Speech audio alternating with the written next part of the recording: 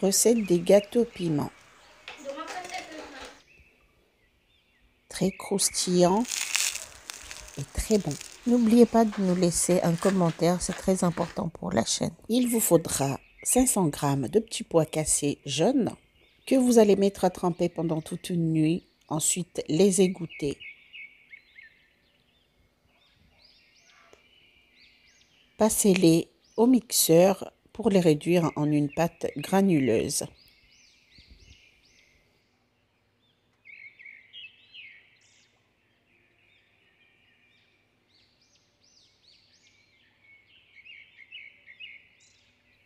Pour que les gâteaux piments soient croustillants, il faut que la pâte soit granuleuse.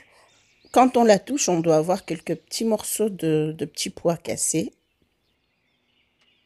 Voilà.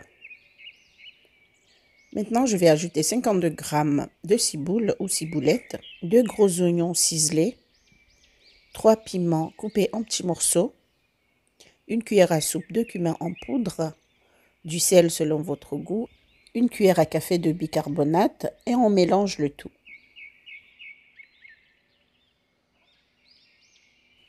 Avec 500 g, on a beaucoup de gâteaux piments. Je vais conserver une grande partie de la pâte au congélateur pour mes prochaines utilisations. Voilà, je mets dans un sac à congélation. Ensuite, direction le congélateur. On peut la garder pour 2 à 3 semaines. Passons à la friture.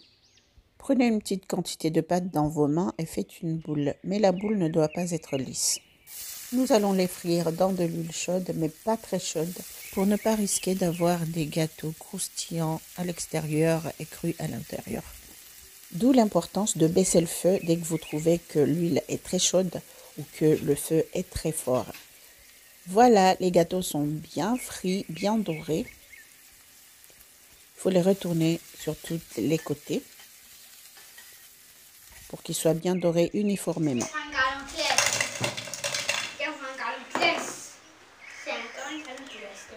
Les gâteaux piments sont prêts, ils sont croustillants.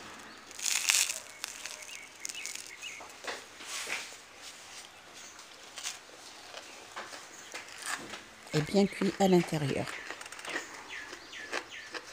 Vous pouvez les manger en sandwich, c'est-à-dire du pain, du beurre et des gâteaux piments. Et c'est très bon. Et c'est tout pour aujourd'hui. Merci d'avoir suivi la vidéo. Et n'oubliez pas de vous abonner. À très vite. Bisous.